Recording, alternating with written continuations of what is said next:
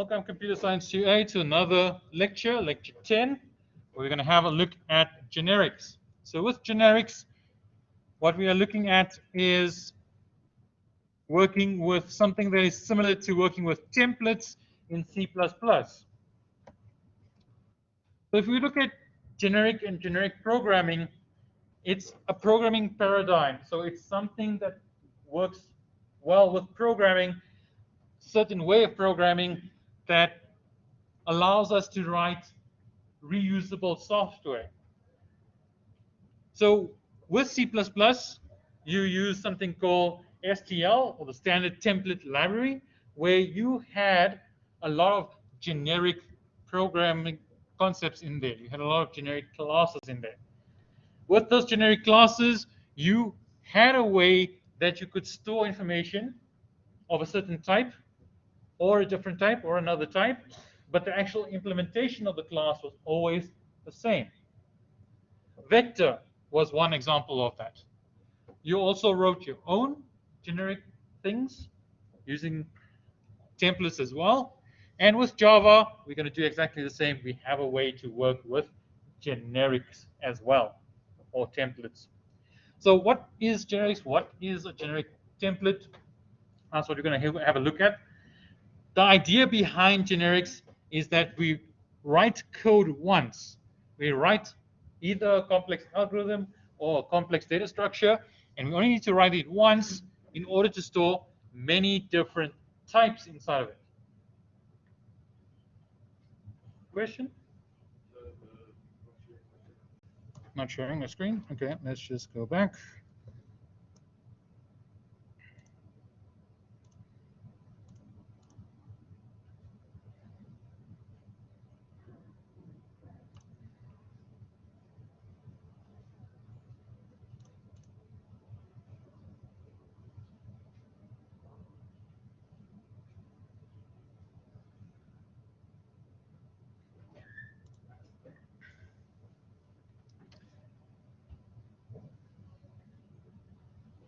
So with generics, we're going to write code once and then use different types inside of that class to make the maximum usage out of the class without defining specific types.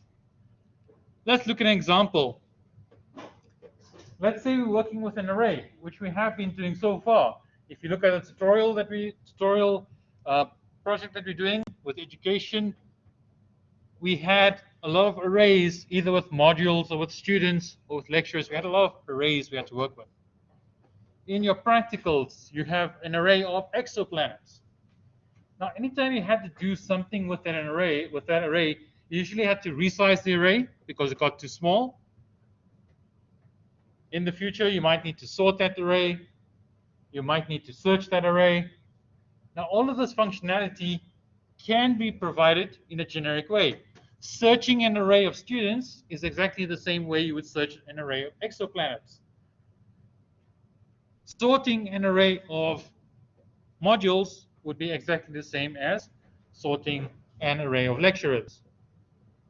You have a way that each of the instances define how they sort. Remember, compare to, it defines how that thing sorts, and we use that to sort the array. So it doesn't really matter the implementation of that class, but the actual algorithm behind it is exactly the same every time. So what we're going to do is we're going to use types in place inside of a class where we can say this is a placeholder for something.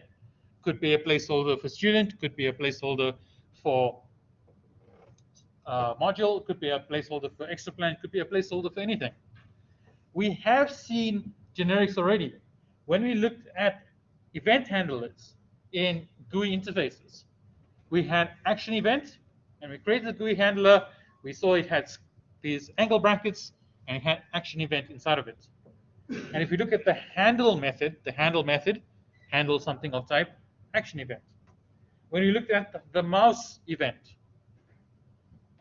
then it was the same event handler, but it was handling mouse events instead. Same type, it says the same method, but we could provide it with different interfaces or different classes.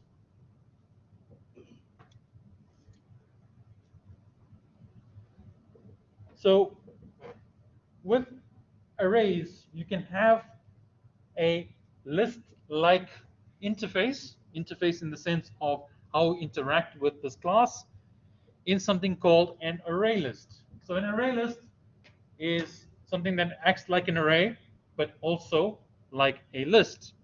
You've done lists, doubly linked lists, singly linked lists previously, and you'll have a look at that again in Computer Science 3A. But this is now just one implementation of an array list. So you'll see an array list is an array that is resizable. We don't have to worry about how that resizing happens. It's done by the implementation of array list. What we care about is how do we use this array list. We can provide a type to the array list, and it will store things of that type. So when we initialize or declare an array list, you can see there we have the same angle brackets, and there we have a parameter t. So this is a type parameter that you specify. Usually it's a single character. You can't write a word there, but usually it's a single character. And if the characters are different, it means different types. So what happens here is we're having a whole class that is influenced by this type. An array list of students, for example, will store only students, but it will be able to resize itself. It will, if it gets too big, it can resize itself. If we store very little information inside of an array list, we can tell it to shrink its memory footprint. So let's say it has a capacity to store 100, and it's only storing 10. We can tell, using one of the methods, we can tell that instance to use less memory, and it will shrink itself to fit those 10. We don't have to go and write code for this. You could write code for that. You could make your own custom student array list thing, and you could write those methods in. But now, if you have to implement for a different class, if you have to implement it for modules, if you implement it for exoplanets, you have to implement it for shapes, whatever the case may be, you don't want to rewrite code every single time. You want to avoid rewriting code. So that's where we use generics. So that's using a generic for a whole class. You can also specify a generic for a single method. So instead of a whole class, you can have it for a single method. How do you define that? You define the type parameter as part of the method signature. So you still have your modifiers, so visibility modifier and then static modifier. Before you have the return type, you specify a type parameter. You can have more than one. We'll see examples of that later. But there's a method that can take in generic arguments. What that means is when I call this method, I can specify any type there. So, for example, I could specify string there. If I specify string as a type for this method, the first parameter will be string, the second parameter will be string, and the last parameter will always be integer. It doesn't matter what type I specify. If I specify this is going to be a rectangle, then the first parameter will be a rectangle, second parameter will be a rectangle, and the last one will still be an integer, because that one is explicitly defined as integer. So that's the two ways I can define generics, either in a whole class or just a single method. So there are reasons for using one or the other.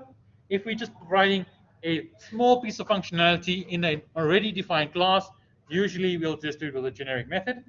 If we need to provide comprehensive functionality, we usually do that with a class instead. So let's look at an example of a class. So this is an example of a stack. So what is a stack? As a data type, what is a stack?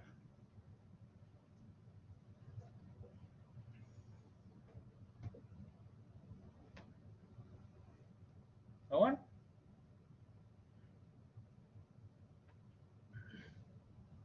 Did you not do stacks in 1B?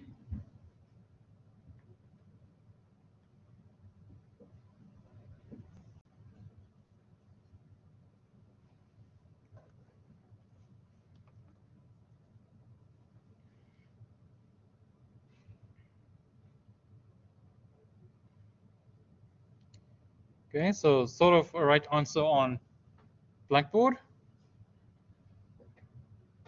So really, no one knows what a stack is. Do you know what a list is? Singly linked list, doubly linked list? Yes, no? Okay, let's you're not watching me computer screen. I'm here in front of you, the ones who are in class. Do you know what a stack is? Raise your hand. One person says yes. 2, 3. Okay, let's ask a different question. Were you taught stacks in 1B? Raise your hand. Yes, that's what I thought. You were taught stacks. You don't remember them, that's a different story.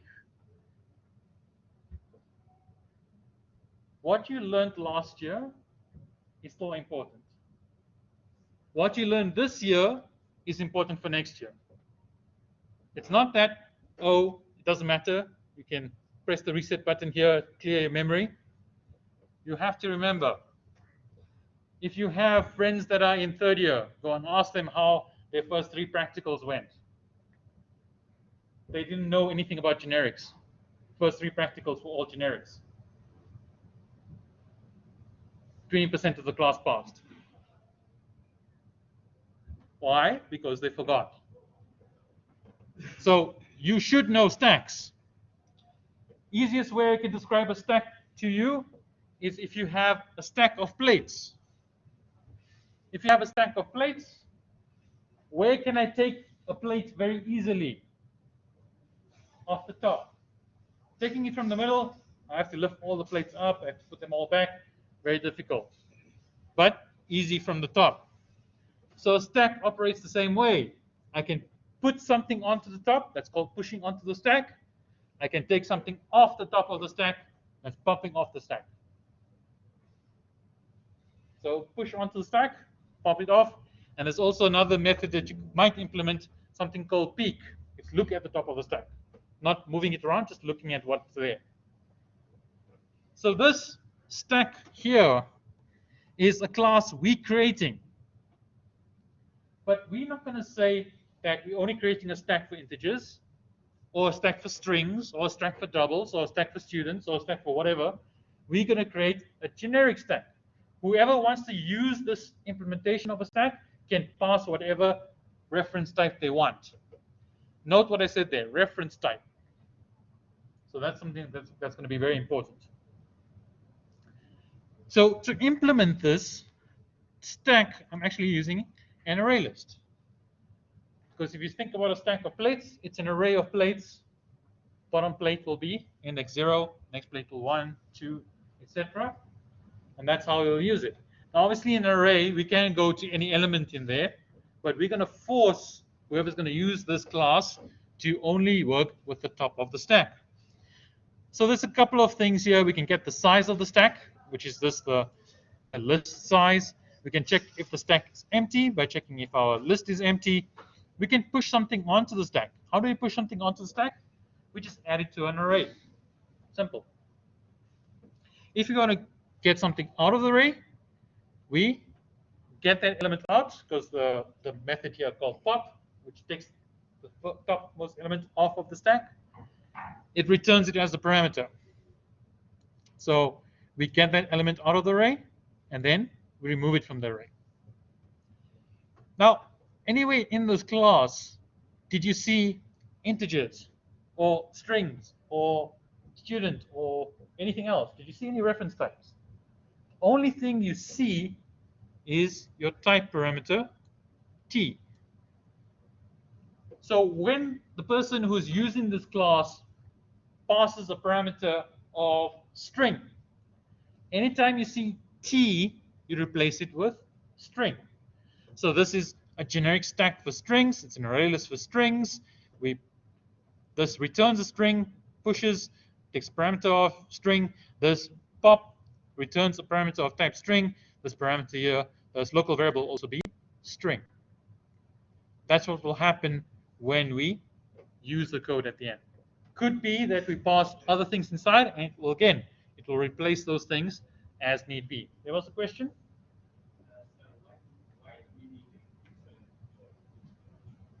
Why do you need a return for? Push. It was done for the sake of this class. Usually with pushing, if there's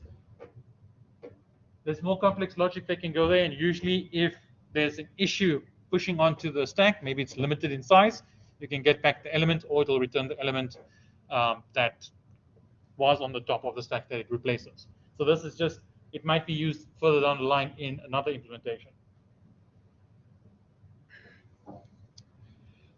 So this is a generic class. We can pass any type parameter there, and it will fill it in the class itself. So whatever type you want to use, this stack will work with that specific type, as long as it's a reference type. Question?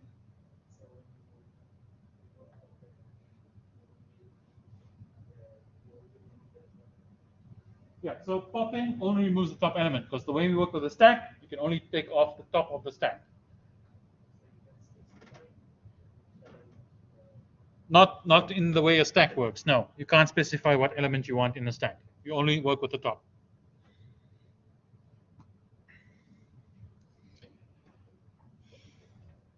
So here is how you would use this class here specifically for integers. Now, if you look at the declaration of this variable on line 7, note there we're specifying integer, capital I integer, the wrapper class, because we need to specify a reference type. To have a reference type, we need a class, and to work with an integer that's also a class, we have to use the wrapper type. Remember, there's a wrapper type for each primitive data type, wrapper type for integer, wrapper type for float, double, character, all of them have wrapper types. With newer versions of Java, we don't have to specify the type parameter again. It will infer that. It will look at the declaration here and make sure that it's integer as well. So it saves you a bit of typing. And we can push integers into the stack. No problem. We can push as many numbers as we need. Now, because we're specifically working with integers, we can't push anything else. If we try and push a string, that's the comment there on line 14. If you try and push a string, it won't work, because we specify that that instance only works with integers.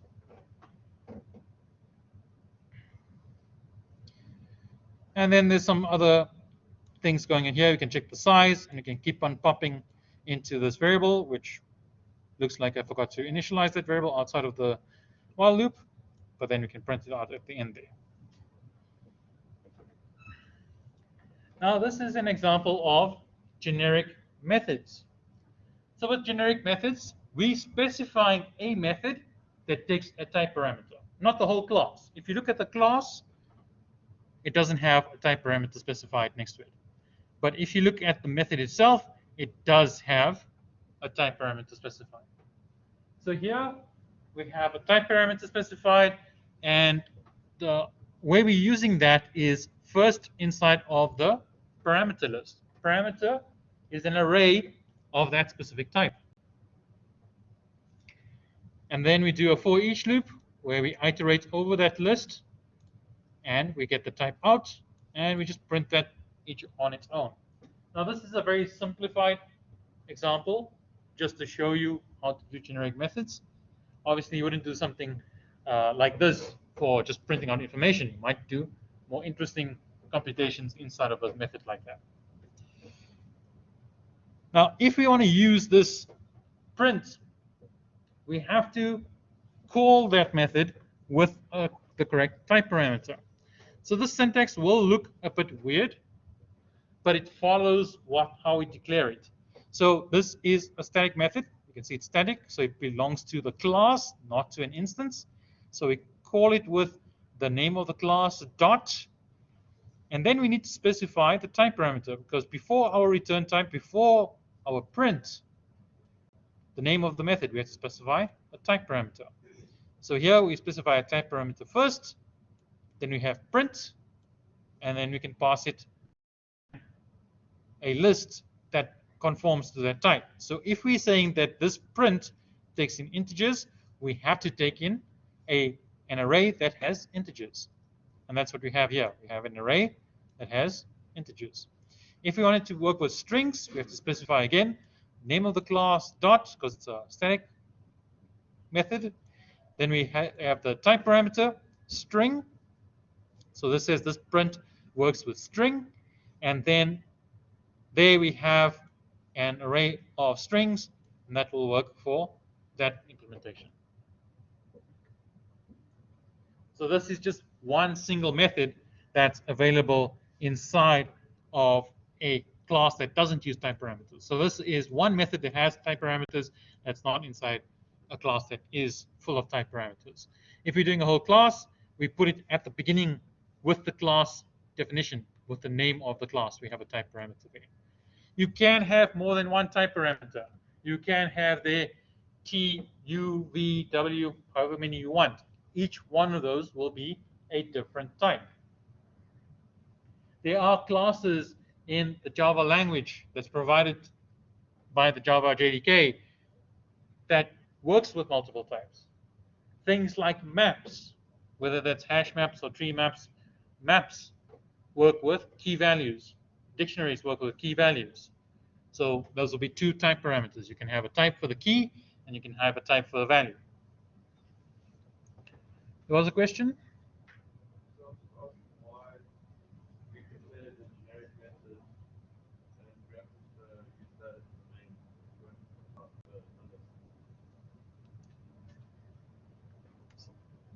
So what's the question?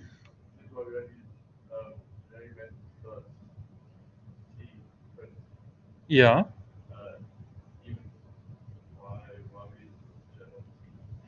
Okay, so the question is, why are we using integer, not t?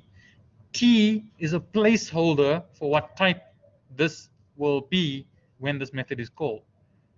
So this is just a placeholder. We're saying for that placeholder, we want that placeholder to hold integer. So when we call it with integer, this will say integer array, integer t, list, print parameter t, or local variable t. So t, or any type parameter, is just a placeholder for a type that can happen at that location.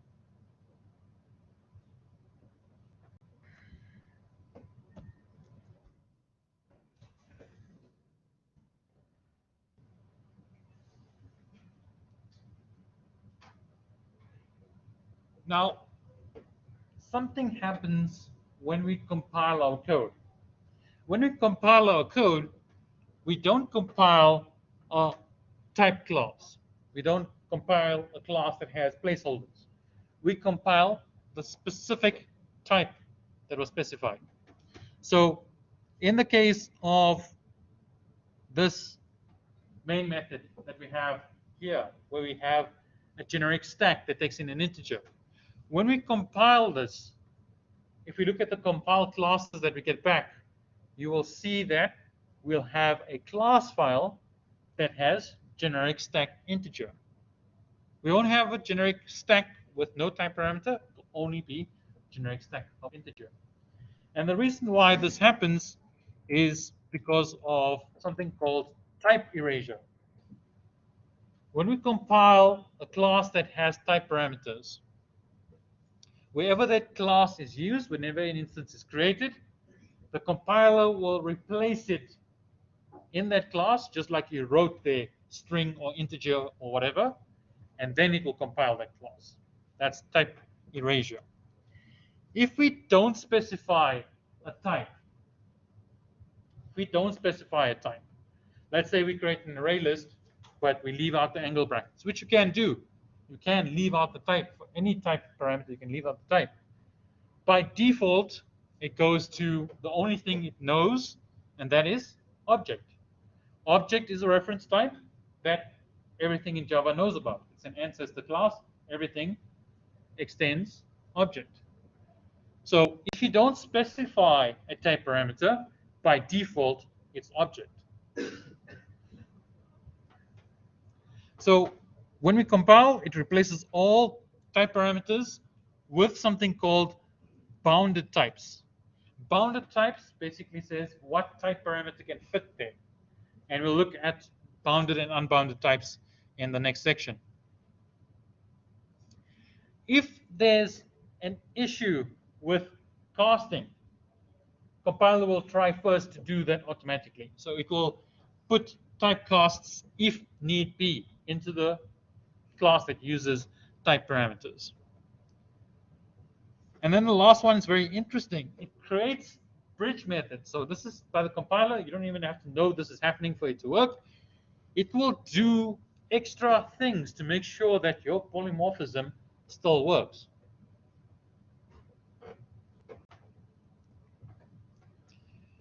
Now, because of all the things that the compiler needs to do, there are some restrictions with generics. Doesn't come for free.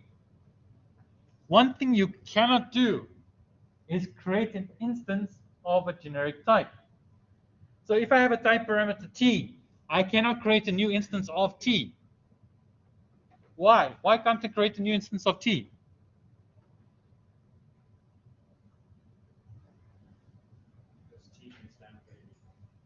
T is anything, and T might not have a default constructor. Most of the Java classes have default constructors. Some constructors are private because you have to use static methods to create them. So we can't assume that every class that could be a type parameter has a constructor. That's why we cannot create a generic instance. We cannot create an array of type T.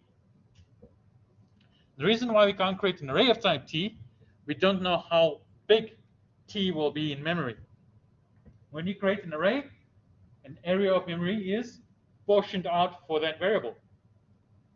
How big do you make that for T? Well, if T is an integer, it will be a certain size. If T is something else, it will be at a certain size. So you can't create that type as an array as it stands. What you can do is you can create an array of object instances and then put T's inside of there. Because remember, everything is of type object, so it can fit into that space as a reference, no problem. So we can create an array of objects and then cast it to that specific type. So that's one way you can get around that specific problem. You can't use generic types in a static context. What that means is you can't create a generic class and in static, you can't have static methods that uses type parameters. You have to define static methods that have each their own type parameter.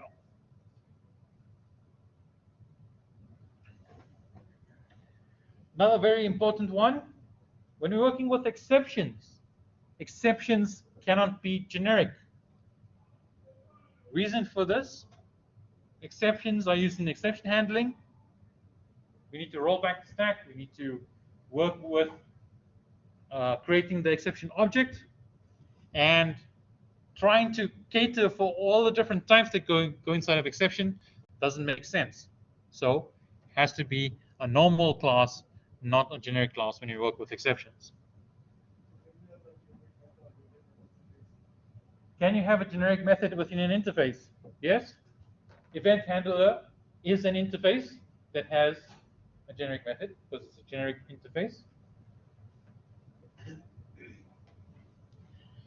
And then last one there, which we already spoke about, generics do not support primitive types. So they don't explicitly support int, double, lowercase d, etc., but they work with the wrapper types. And the reason for that is backwards compatibility. Generics were introduced in Java 1.6, which is Java 6 by nowadays standards, and previous versions still need to work at that point in time with older versions and newer versions. So they made this restriction that it has to be a reference type that you're working with. If you're looking at other programming languages, C# comes to mind. They allow primitive data types in generics because the language was built like that. Java, being a lot older, it made a mistake, as they would say, and made sure that recovered from that mistake by saying reference types only. Now I come to one of the more interesting and more complex and more difficult to understand concepts about generics, and that is bounded and unbounded types, raw types, and wildcards. All of these relate to your type parameter, so that t value. We can put restrictions on that t value. Unbounded types means there's no restriction. T can be whatever it wants. Bounded types mean that it has to conform to a certain restriction. We're binding that type to have certain category or certain thing it needs to be. So we can do a couple of things. We can say that it has to extend a certain class. So the type parameter t has to extend some class, or we can define it has to be a superclass of something. And that will force any type parameter that we put there in our code that we use that generic class, it has to conform to the type, otherwise the compiler will complain. A raw type is basically a fancy way of saying no type at all. It's object. So there you have an array list. We don't specify angle brackets. We don't specify type parameter. By default, goes to object.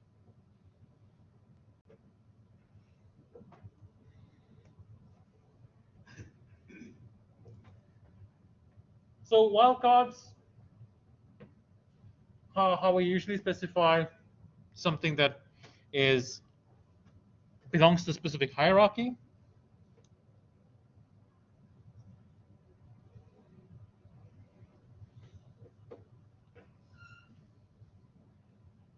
So when you look at an array list of rectangles and you look at an array list of geometric object, while we can say that a geometric object and a rectangle are compatible, we can put an instance of rectangle into a variable of type geometric object. Saying the same for types such as an array list, classes that are generic, we can't exactly do that. It doesn't make sense to. We have to provide a little bit more information to make sure this works correctly. So in order to make this work correctly, we have to indicate that the array list contains something that extends geometric object. And that's what we have there. We have this something that extends geometric object. Now this is not a type parameter. This is just specifying that whatever array list you provide, its type parameter should be something that extends geometric object. Note that in this method, we don't specify a type parameter. That's why it's a question mark and not a T. So with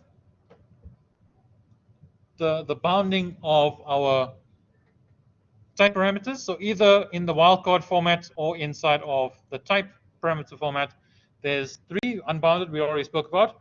Bounded means it extends a certain type, so it has to match type or one of its subclasses, so that's looking down the hierarchy. But we can also specify the opposite, looking at the type and up the hierarchy, so that we call lower bounded, and that we use the super keyword. So we're telling whatever thing that we put as a type parameter, it has to have a superclass, or one of the superclasses have to be that specific type.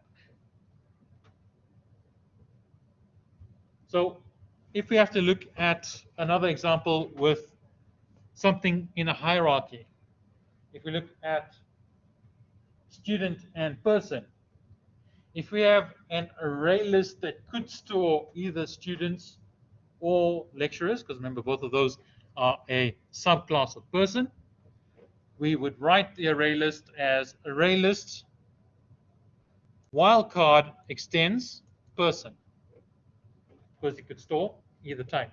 If it's only storing one type, you can just write student or lecturer. But if it's going to store both types, you have to make sure it's compatible with both by saying that they should share a common superclass.